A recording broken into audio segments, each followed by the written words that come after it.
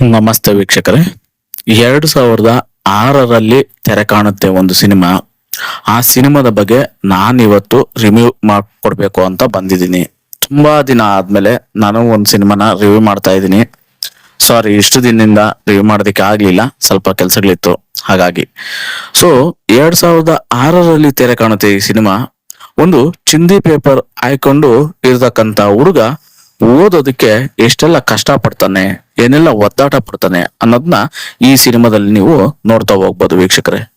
ಯಾವ್ದು ಆ cinema, ಏನದರ story ಅಂತ ನೋಡೋಕ್ಕೂ ಮುಂಚೆ ಯಾರೆಲ್ಲ ನನ್ನ ಚಾನಲ್ನ ಸಬ್ಸ್ಕ್ರೈಬ್ ಮಾಡ್ಕೊಳ್ದೆ ನೋಡ್ತಾ ಇದ್ರು, ದಯಮಾಡಿ ಸಬ್ಸ್ಕ್ರೈಬ್ ಮಾಡ್ಕೊಳ್ಳಿ. ಹಾಗೆ ಬೆಲ್ ಬಟನ್ ನ ಕ್ಲಿಕ್ ಮಾಡಿ, ಲೈಕ್, ಶೇರು, ಕಮೆಂಟ್ಸ್ ಕೊಟ್ಬಿಡಿ. ಹಾಗೆ ನಿಮ್ಮ ಸಪೋರ್ಟ್ ನನಗೆ ತುಂಬಾ ಇಂಪಾರ್ಟೆಂಟು, ಹಾಗಾಗಿ ದಯಮಾಡಿ ಸಪೋರ್ಟ್ ಮಾಡಿ ಅಂತ ಕೇಳ್ತಾ ಬನ್ನಿ ಸ್ಟೋರಿಯನ್ನು ಅಂತ ನೋಡ್ತಾ ಹೋಗೋಣ. ಕೇರ್ ಆಫ್ ಫುಟ್ಪಾತ್ ಅಂತಕ್ಕಂಥ ಸಿನಿಮಾ ಕಿಶನ್ ಅವರು ನಿರ್ದೇಶನ ಮಾಡಿ ಇದೇ ಸಿನಿಮಾದಲ್ಲಿ ಆಕ್ಟರ್ನ ಮಾಡ್ತಾರೆ ತಮ್ಮ ಚಿಕ್ಕ ವಯಸ್ಸಿನಲ್ಲಿ. ಸೊ ತಮ್ಮ 7ನೇ ವಯಸ್ಸಿನಲ್ಲಿ ಈ ಹುಡುಗ ಒಂದು ಅದ್ಭುತವಾದ ಸಾಧನೆಯನ್ನ ಮಾಡ್ತಾನೆ. ಹಾಗೆ ಗಿನ್ನಿಸ್ ರೆಕಾರ್ಡ್ ಕೂಡ ಆಗುತ್ತೆ. ಅದಕ್ಕಾಗಿ ಅತಿ ಕಿರಿಯ ವಯಸ್ಸಿನ ನಿರ್ದೇಶಕ ಹಾಗೂ ನಟ ಅಂತ ಅವಾರ್ಡ್ಗಳು ಕೂಡ ಇವ್ರಿಗೆ ಸಿಗುತ್ತೆ. ಸೊ ಈ ಸಿನಿಮಾದಲ್ಲಿ ಕೇರ್ ಆಫ್ ಫುಟ್ಪಾತ್ ಅಂತಕ್ಕಂಥ ಸಿನಿಮಾದಲ್ಲಿ ಈ ಹುಡುಗನ್ಗೆ ಓದೋದಕ್ಕೆ ಆಸೆ ಅನ್ನೋದಕ್ಕಿಂತ ಮುಂಚೆ ಈ ಹುಡುಗ ಚಿಂದಿ ಆಯ್ಕೊಂಡು ಜೀವನ ಮಾಡ್ತಾ ಇರ್ತಾನೆ.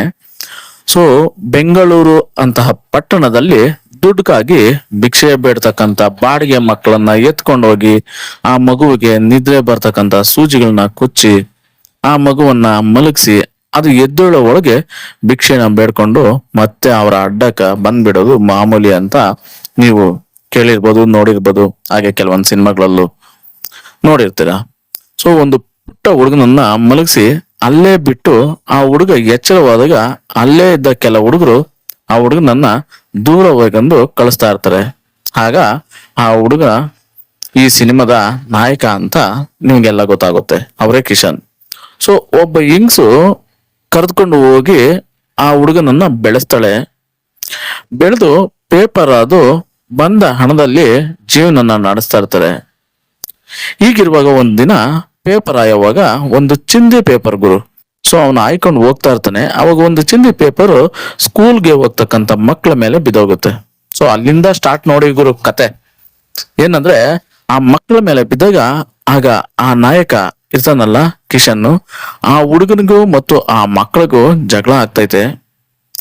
ಆಗ ಸ್ಕೂಲ್ ಮಕ್ಕಳು ಪೇಪರ್ ಆಯೋ ನಿನ್ಗೆ ಓದಿನ ಬೆಲೆ ಗೊತ್ತಾ, ಪೇಪರ್ ಹತ್ಕೊಂಡು ಜೀವನ ಮಾಡ್ತಕ್ಕಂಥ ನಿನ್ಗೆ ಓದಿ ಅಂದ್ರೆ ಏನಂತ ಗೊತ್ತಾ, ಅದ್ರ ಬೆಲೆ ಗೊತ್ತಾ ಅಂತ ರೇಗಿಸ್ತಾರೆ. ಹಾಗೆ ಚಾಲೆಂಜ್ ಕೂಡ ಮಾಡ್ತಾರೆ ಆ ಮಕ್ಕಳು. ತಾಕತ್ತಿದ್ರೆ ಓದಿ ತೋರ್ಸು ಅಂತ ಸವಾಲನ್ನು ಕೂಡ ಹಾಕ್ತಾರೆ ಆ ಪುಟ್ಟ ನಾಯಕನಿಗೆ. ಆಗ ಆ ಪುಟ್ಟ ನಾಯಕ ಓದ್ಲೇಬೇಕು ಅನ್ನೋ ದೃಢ ನಿರ್ಧಾರವನ್ನ ನಿರ್ಧರಿಸ್ತಾನೆ.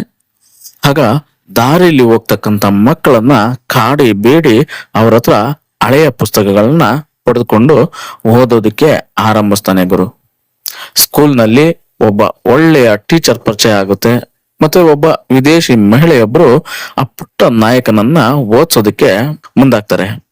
7 ವರ್ಷದ ನಾಯಕನಿಗೆ 7ನೇ ತರಗತಿ ಎಕ್ಸಾಮ್ ಬರೆಸುವ ಒಂದು ದೊಡ್ಡ ನಿರ್ಧಾರನ ಮಾಡ್ತಾರೆ. ಮಾಧ್ಯಮದಲ್ಲಿ ಎಲ್ಲೆಡೆ ಸುದ್ದಿ ಆಗುತ್ತೆ. ಕೊನೆಗೆ ಆ ಹುಡುಗನಿಗೆ ಎಕ್ಸಾಮ್ ಬರೆಯಲು ಅನುಮತಿ ಕೂಡ ಸಿಗುತ್ತೆ. ಆ ಹುಡುಗ ಪಾಸ್ ಆಗುವ ಮೂಲಕ ಅವನ ಫೋಟೋ ಪೇಪರ್ ನಲ್ಲಿ ಬರುತ್ತೆ. ಸೊ ಇಲ್ಲಿಗೆ ಈ ಸಿನಿಮಾ ಮುಕ್ತಾಯ ಆಗುತ್ತೆ ಗುರು.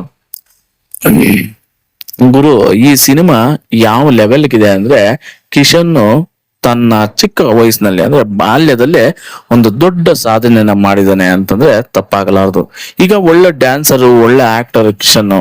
ಆಗಿನ ಕಿಶನ್ನೇ ಬೇರೆ, ಈಗಿನ ಕಿಶನ್ನೇ ಬೇರೆ ಅಂತ ನೀವು ನೋಡ್ಬೋದು. ಯಾಕಂದ್ರೆ ಅವರು ಈಗಿನ ಕಿಶನ್ ಯಾವ ತರ ಅಂದ್ರೆ ಕೆಲವೊಂದು ನೀವು ನೋಡಿರ್ಬೋದು ರಿಯಾಲಿಟಿ ಶೋಗಳಲ್ಲಿ ಎಲ್ಲಾನು ಅವರ ಡ್ಯಾನ್ಸ್ ಮಸ್ತ್ ಸೂಪರ್ ಅಂತ ಹೇಳ್ಬೋದು.